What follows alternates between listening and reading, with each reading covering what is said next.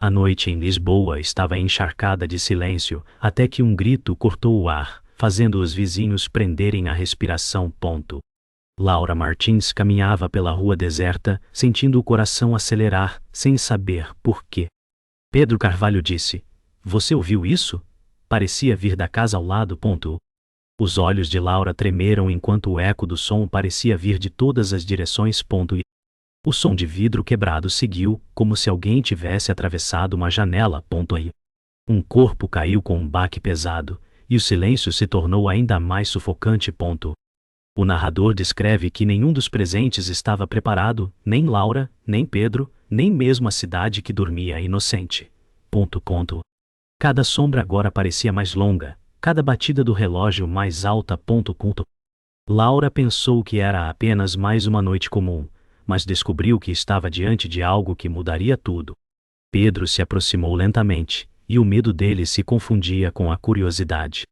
O narrador acrescenta que este era o momento que ninguém poderia apagar, o instante em que o destino de todos foi selado com sangue e segredo.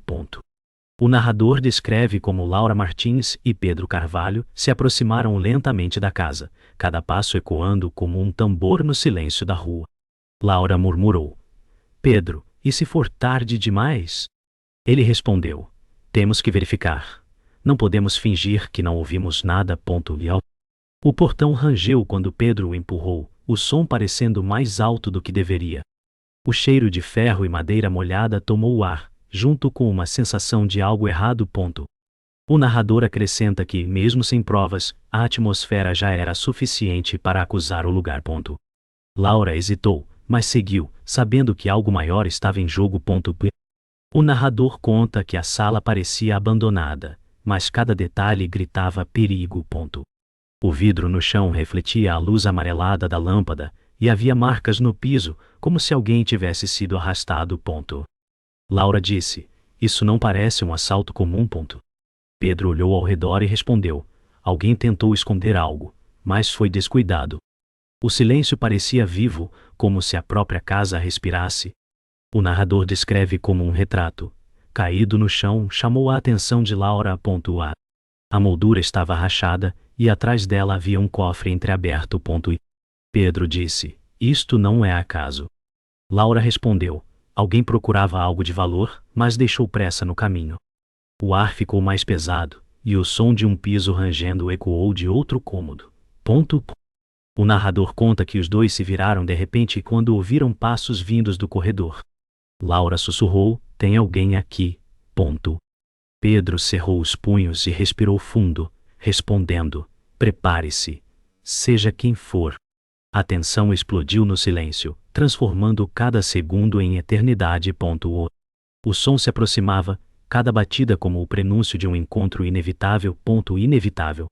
O narrador descreve que Laura Martins sentia o peso da noite em cada respiração, sua mente tentando processar a violência que testemunhara. Pedro Carvalho segurava firme a maçaneta da porta, como se a força pudesse lhe dar coragem. Laura sussurrou: "Não podemos ficar aqui. Precisamos chamar alguém." Pedro respondeu: "Se sairmos agora, a verdade se perde. Quem fez isso pode escapar." O narrador acrescenta que Laura sabia que Pedro estava certo, mas também temia que insistir naquele caminho fosse o início de sua própria ruína. Cada memória de sua infância naquele bairro a assombrava, lembrando que a justiça nunca fora simples ali. A dúvida corroía sua confiança, mas sua dor e compaixão a empurravam para frente. O narrador descreve que ao entrarem na sala, o cheiro de sangue tornou-se mais forte, trazendo lembranças dolorosas para Laura. Ela pensou em sua mãe, Maria Martins, que havia sido vítima de violência anos antes. Laura murmurou: "Não quero reviver isso." Pedro respondeu em voz baixa: "Estamos juntos nisso, não está sozinha." O narrador ressalta que o vínculo entre eles se fortaleceu no silêncio pesado, como duas almas presas pelo mesmo destino. A âncora emocional se formava ali, onde a dor do passado se unia ao presente, criando coragem onde havia apenas medo. O narrador descreve que um retrato de família no aparador chamou a atenção de Laura. Era de Antônio Silva, vizinho respeitado da rua. E Pedro disse, ele sempre foi visto como um homem honesto. E Laura respondeu, mas até as casas mais perfeitas escondem segredos. E das. O narrador conta que a imagem parecia zombar deles, com os sorrisos congelados em um tempo que já não existia. A lembrança de confiança traída ecoava em cada detalhe da sala. O narrador conta que passos ecoaram novamente, mas desta vez mais claros, como se alguém observasse. Laura disse, alguém ainda está aqui. Pedro aproximou-se da escada, o coração batendo forte. Ele disse, não podemos recuar agora. O narrador ressalta que o medo se misturava com determinação, e o fio invisível da verdade puxava ambos para o abismo. Laura pensou em como a justiça sempre fora distante, mas talvez agora tivesse a chance de encará-la de frente. O narrador descreve que uma porta no andar de cima se abriu lentamente, revelando uma luz fraca escapando pelas frestas. Laura sussurrou, está acontecendo agora. Pedro respirou fundo e respondeu, vamos terminar o que começamos. O narrador explica que naquele instante, a dor de Laura se transformou em força. O passado marcado por perdas tornou-se a chama que a empurrava para seguir adiante. A âncora emocional se consolidava, e a busca pela verdade agora era pessoal, maior que o medo e maior que a própria vida. O narrador descreve que Laura Martins e Pedro Carvalho subiram as escadas lentamente, sentindo o peso de cada passo. A porta se abriu, revelando Antônio Silva caído no chão, sangue espalhado em torno de sua cabeça. Laura disse, meu Deus, é o Antônio. Pedro aproximou-se, mas parou antes de tocar. Ele disse, não mexa em nada, isso agora é cena de crime. O narrador acrescenta que a sala parecia congelada no tempo, como se cada detalhe tivesse sido arranjado para confundir. Um relógio parou às 11h20, e o som do vento reforçava o vazio. Laura sentiu que a vida inteira dela estava prestes a mudar, pois nada voltaria a ser simples após aquela visão. O narrador conta que Laura olhava para os olhos sem vida de Antônio Silva, lembrando de como ele sempre cumprimentava sorridente na rua. Pedro disse, se ele está morto, alguém aqui o quis calar. Laura respondeu, ele sabia de algo importante. O narrador explica que as peças começavam a se mover em direções diferentes. Cada pista encontrada trazia mais dúvidas do que respostas. Laura pensava no retrato rachado, no cofre aberto e agora em Antônio. Berindi. O crime deixava de ser apenas um ato de violência e se transformava em uma rede de segredos. O narrador descreve que passos pesados ecoaram atrás deles, e quando se viraram, viram o chefe de polícia Ricardo Almeida entrar com 2 oficiais. Ricardo disse, explique o que fazem aqui. Laura respondeu com voz trêmula, ouvimos um grito, viemos verificar. O narrador acrescenta que Ricardo não parecia convencido. Pedro encarou o policial e disse, se estivéssemos escondendo algo, não estaríamos aqui. Mas o silêncio do chefe foi mais ameaçador do que palavras. O conflito entre verdade e aparência crescia. O narrador conta que Ricardo Almeida olhou em volta com desconfiança e disse, vocês chegaram rápido demais. Isso me parece suspeito. Pedro respondeu, não vamos ser culpados por querer ajudar. Laura manteve o olhar baixo, mas dentro dela um misto de medo e raiva crescia. O narrador ressalta que o ambiente estava carregado de tensão, e cada palavra parecia uma acusação. O silêncio entre eles era mais afiado do que qualquer grito. O narrador descreve que um dos oficiais encontrou documentos rasgados no chão.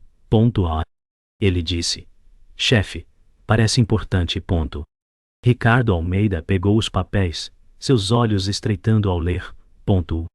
Laura perguntou, o que é isso? Ricardo respondeu friamente, provas que podem incriminar qualquer um aqui. O narrador ressalta que a cada pista surgia uma nova sombra, e a linha entre inocente e culpado se tornava mais turva. Laura sentiu que a tempestade só estava começando, e ninguém sairia ileso. O narrador descreve que Ricardo Almeida observava os documentos com atenção, mas algo em sua expressão denunciava mais do que simples suspeita. Laura Martins disse: se há provas, todos precisamos ver. Pedro Carvalho acrescentou: não esconda nada de nós. O chefe respirou fundo e respondeu: esses papéis ligam Antônio Silva a um esquema de chantagem. O narrador conta que Laura ficou em choque, pois a vítima que todos consideravam irrepreensível escondia segredos obscuros. De repente, o peso da verdade virou o jogo. Não era apenas sobre quem matou Antônio, mas sobre por que alguém o queria em silêncio. O narrador explica que Laura percebeu que havia algo errado no comportamento de Ricardo Almeida. Ele parecia menos surpreso que os outros. Laura pensou: ele já sabia. Pedro Carvalho olhou fixamente para o chefe de polícia e disse: você parece mais interessado em proteger alguém do que em resolver o crime.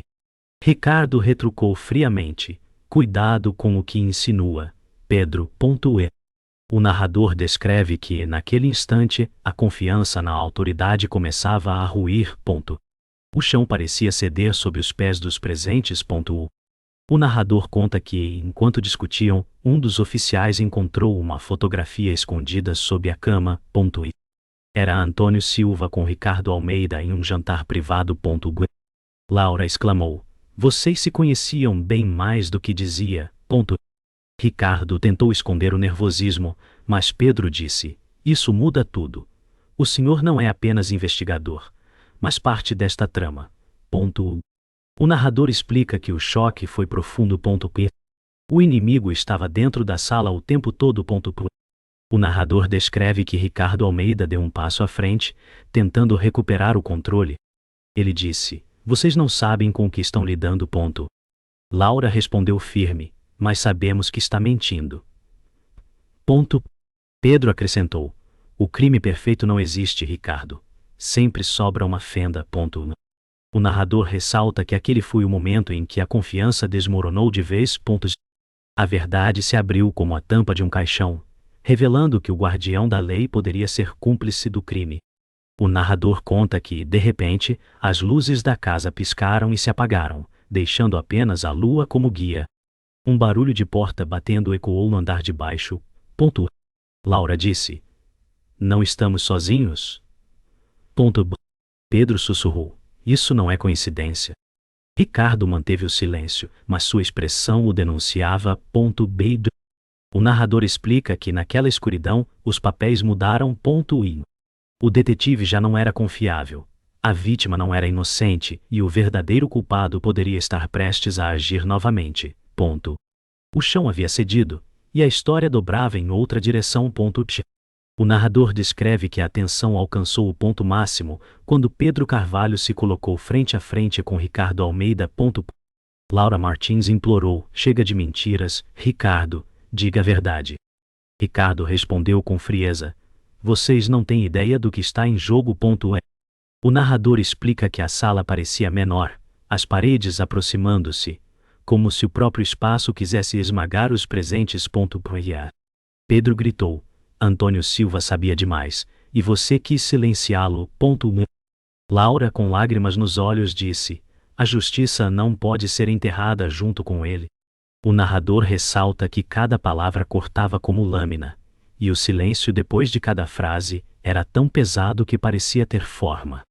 O narrador conta que Ricardo Almeida puxou a arma lentamente, e a respiração de todos prendeu-se no ar. Pedro Carvalho ergueu as mãos e disse: vai atirar para esconder o que já está revelado? Laura Martins gritou: se fizer isso, estará provando sua culpa. O narrador explica que o momento era insuportável, o limite entre vida e morte, reduzido a segundos. O som do vento lá fora misturava-se ao coração acelerado dos presentes. Cada olhar era uma sentença, cada gesto uma decisão. O narrador descreve que, no instante em que Ricardo Almeida hesitou, um dos oficiais mais jovens, Miguel Duarte, interveio.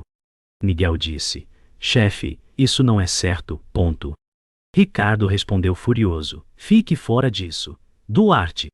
Laura Martins olhou para o jovem com esperança. Pedro Carvalho disse: a coragem dele vale mais do que sua farda. Ricardo. O narrador ressalta que naquele momento a lealdade começava a se dividir e a verdade tinha chance de sobreviver. O clímax transformava aliados em inimigos e suspeitos em heróis inesperados. Custa. O narrador conta que Pedro Carvalho aproveitou o momento de distração e avançou contra Ricardo Almeida, segurando-lhe o braço armado. A luta foi intensa, cada movimento carregado de desespero. Laura Martins gritou: cuidado, Pedro! O narrador descreve que a sala virou um campo de guerra, móveis sendo derrubados e o eco de corpos colidindo contra as paredes. Ricardo rugiu: nada vai me derrubar.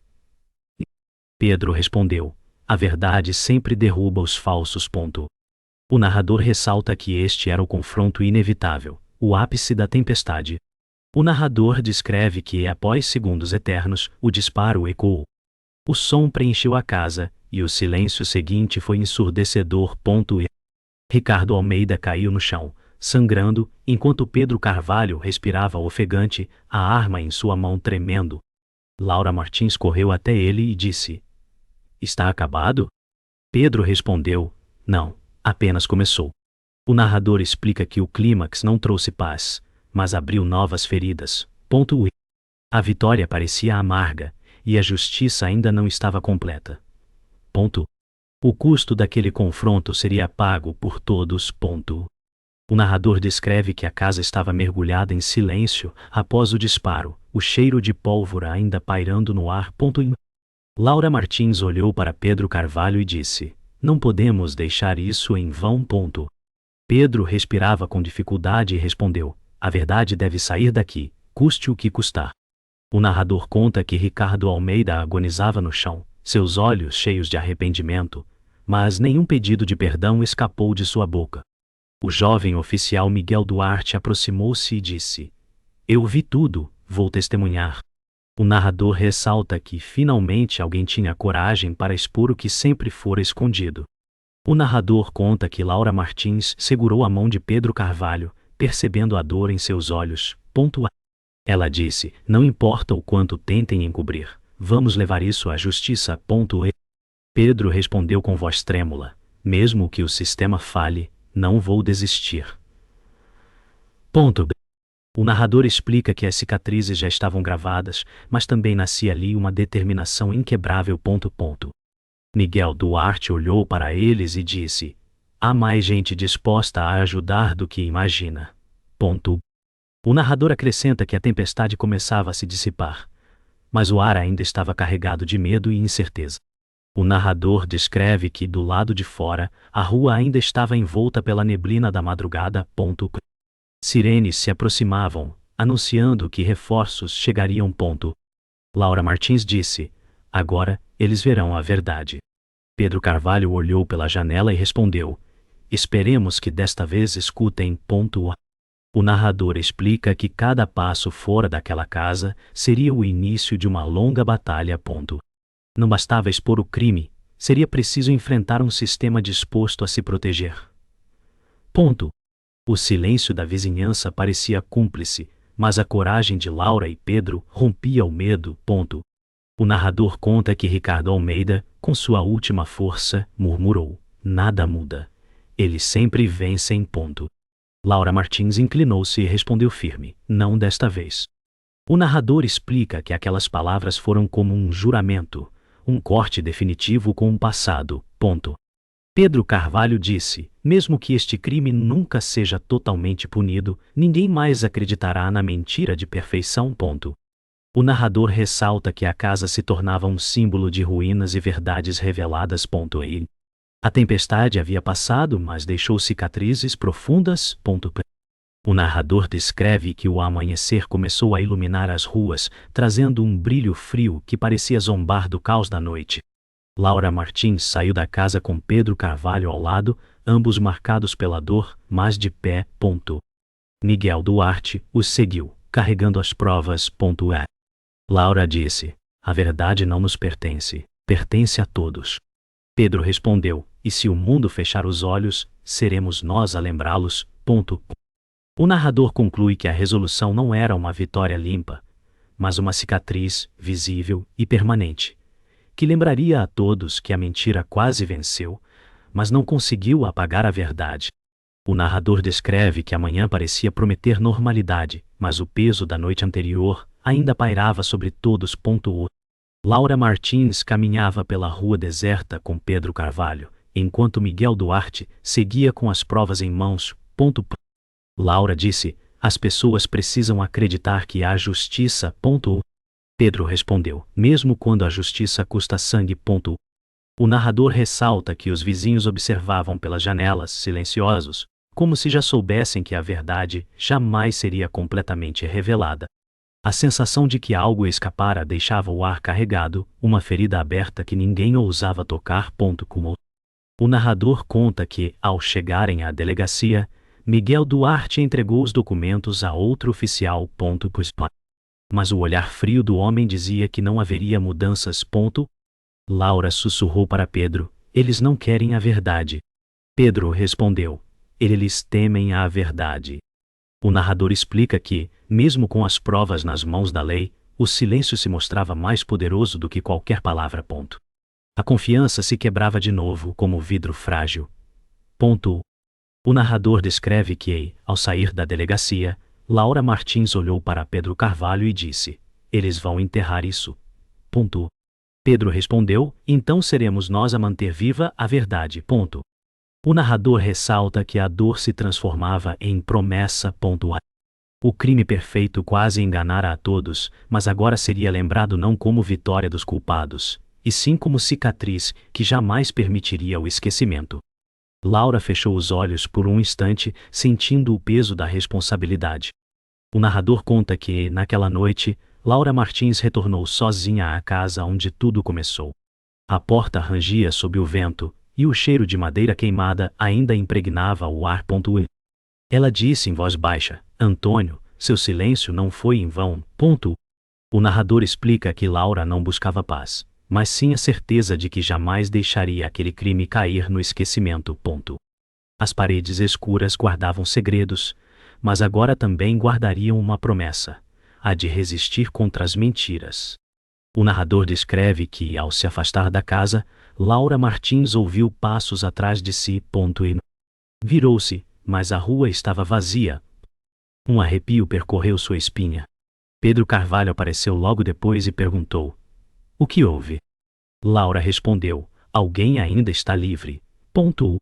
O narrador conclui que o golpe final não foi apenas a morte de Antônio Silva, nem a queda de Ricardo Almeida, mas a certeza perturbadora de que o verdadeiro mestre, por trás de tudo, caminhava em liberdade, invisível e impune.